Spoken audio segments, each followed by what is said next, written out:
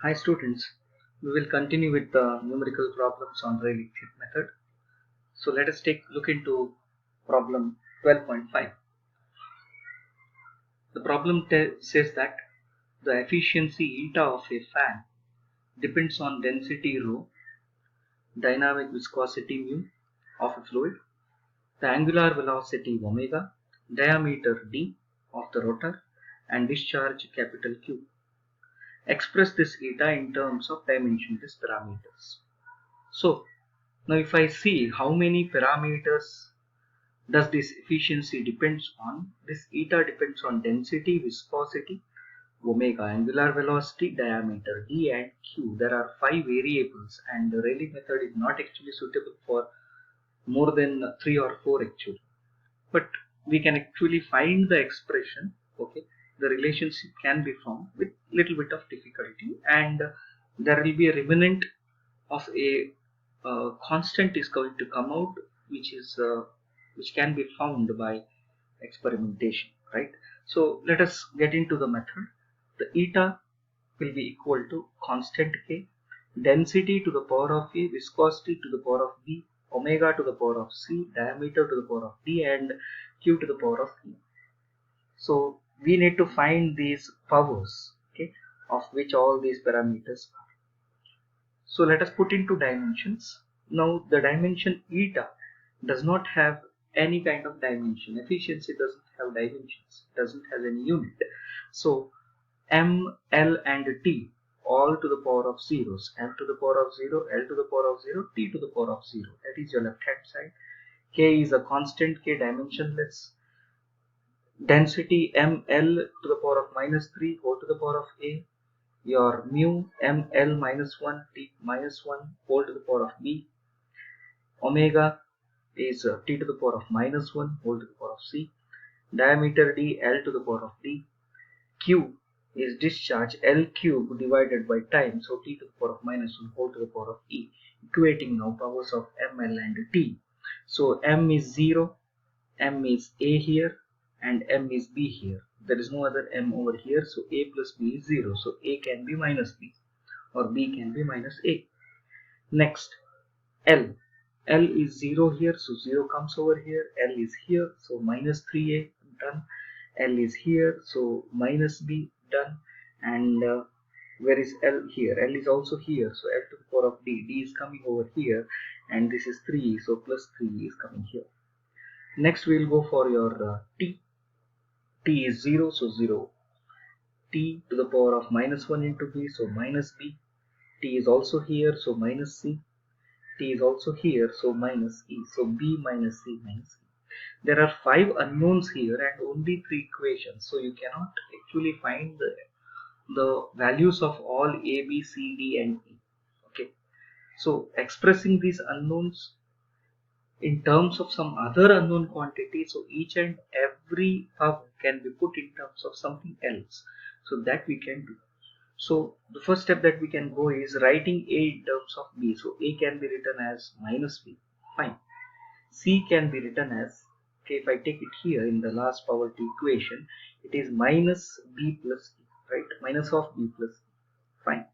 And d can be written as plus 3a plus b and minus 3e. Okay, we are working out here, so we are getting this, fine. So we'll still more work it out here. See, a can be written in terms of b, so minus b I will substitute over here. So this equation is terms of b and e. So my d is written in terms of b and e, that is minus 2b minus 3e. Fine. Now we will substitute this in the equation. Eta is constant k, rho to the power of a, which is minus b, mu to the power of b, so we will keep it as b, omega to the power of c, so that is minus b plus e, and d to the power of d, it was d is minus 2b minus 3e, and q will be itself. So if you simplify, okay, where you have 2 variables up here, so omega minus b can be written, omega minus e can be written over here, d to the power of minus 2b and d to the power of minus 3 can be written, and q to the power of e can be written. So k, all b terms taken together, so these are the b terms, so mu divided by rho divided by omega. We have another b term here, so d square will come whole to the power of b. Okay, if I take down here d square, d to the power of 2 will be there, so b can be taken up over there. 5 minus 2 is taken out. Similarly, e terms. Okay, so q by omega d cube you can write. Now, in order to remove these powers, okay, I will take a constant phi. Okay, so a single constant phi will be defined into mu divided by rho into omega t square q by omega d cube. This phi value will be found by experimentation. Okay, so similarly, the next question also can be solved by the same method, where you are finding out a resistance of for the problem 12.6. You are finding the expression for resistance of a supersonic plane, which depends on density, velocity, viscosity, okay, and density and k. Okay, so here the scene is, the important thing is, it depends upon the length of the aircraft. Okay, this is little bit, you can actually take it out. Okay, this is the length of the aircraft. This is wrongly written over here. This is not density, this is length of the aircraft. So L will come, so L to the power of A, velocity L t to the power of minus 1 whole to the power of B. Similarly, you have viscosity, you express it, density is written, and also bulk modulus, which is m L minus 1 t to the power of minus 2 whole to the power of B. Now when you work out with the powers, you get the relationship. Okay, you are writing D in terms of C and B, you are writing B in terms of C and D, and also A is written in terms of C. So here finally, when you simplify as on the same way as you solve the previous problem, I want you to work it out in the same way. If you work it out, then you will get the equation in terms of C and E. Okay, whatever constant terms is there, you remove it out. Okay, so what is remained? Okay, now to remove this power, you put a constant phi and you are going to get the answer expression, find the expression. Similarly, the next one, okay, where you are going to find the resistance, which depends upon density, viscosity, length, velocity and acceleration. Same way you can solve and you can find this final expression.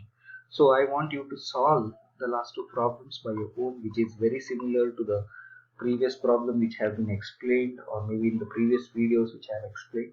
12.6 and 12.7 are much similar kind of problems which you can solve by your own. With this small video, I am going to end the railing method of dimensional analysis. From the next video, we will just see, we will start with Buckingham Pi theorem, which is very important for your examination point of view. Okay, we will see this particular method and we will continue with dimensional analysis. Thank you very much.